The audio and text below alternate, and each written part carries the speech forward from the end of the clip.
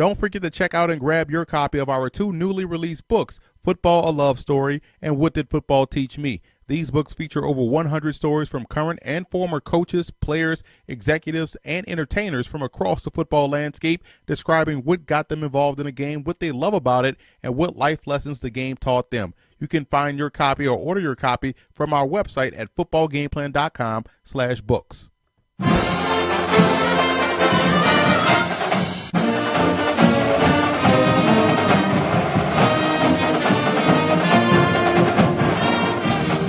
Welcome to footballgameplan.com, where football makes sense. I'm Emery Hunt, the czar of the playbook, here in Atlanta, Georgia, taking a tour of the College Football Hall of Fame. So without further ado, let's just jump into some of the sights and some of the sounds, some of the exhibits, and some of the things I learned from today. From the time you first step foot into the College Football Hall of Fame, you're greeted by the College Football Hall of Fame fan ambassadors who are cordial, enthusiastic, helpful, and most importantly, the biggest college football fans on the planet. This, in my opinion, enhances the experience. Your Fan All Access Pass allows you to register your pass, which lets you pick your favorite school. That'll show up on the screen as you move through different interactive exhibits. It also records your activity as you participate in different fun exhibitions. It's also how I ended up as a guest host on College Game Day. Welcome back to ESPN College Game Day, built by the Home Depot. It's the moment now we've all been waiting for. Here to pick the winner. Today's biggest game is our special guest. Thanks, Chris. It's our turn to pick the winner in today's game matchup here at Sanford Stadium, where the Florida Gators are facing off against the Georgia Bulldogs. It doesn't get any better than this, Des. No, it doesn't, my friend. This is what college football is all about. So tell us, everyone wants to know, who do you have in the big game? Well, Desmond, it's a no-brainer. I'm picking my Bulldogs to win this game. Well, I see, and we'll all see soon enough.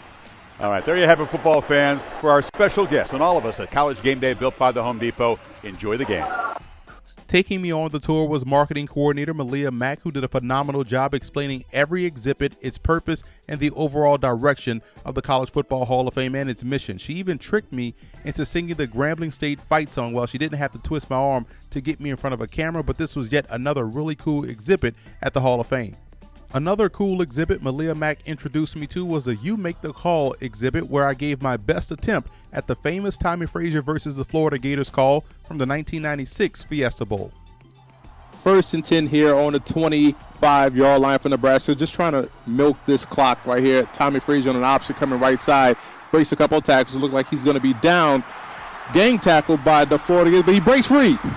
And he breaks another tackle. He's off to the races. This is why Florida can't have nice things. You have to make that tackle at the 40-yard line. Touchdown. But I have to go back a little bit first. Before I got started on the tour, Kimberly Bowden, who's the Vice President of Marketing and Communications for the College Football Hall of Fame, insisted I watch the intro video in the Game Day Theater. Now, I'm not going to show you the video, but I will say this. It gave me chills, goosebumps, and even brought a tear to my eyes as I watched it. It fully encompasses everything about college football and why it's the best game in the country. Now, we know this is a brand new facility, so I asked Kimberly Bowden what made this location unique. Well, first and foremost, Atlanta is a premier tourist destination, so we have a built-in audience, with Hartsfield Airport, Hartsfield-Jackson Airport, and the Georgia World Congress Center. We get tons of conventions every year. It's just a natural destination. Atlanta has truly embraced it. They are so excited to have this jewel in the city. We ring Centennial Park with many other world-class attractions like the Georgia Aquarium and the World of Coke and the Center for Civil and Human Rights. And, Atlantans are very, very proud to have the College Football Hall of Fame and Chick-fil-A fan experience here. And we have, additional to the tourism market, we have 3 national football events that are held in Atlanta every year. We have the Chick-fil-A kickoff game, we now have the Celebration Bowl, and the Chick-fil-A Peach Bowl New Year's Eve, which will actually host the semifinal for the College Football Playoffs next year and the actual national championship game in 2018.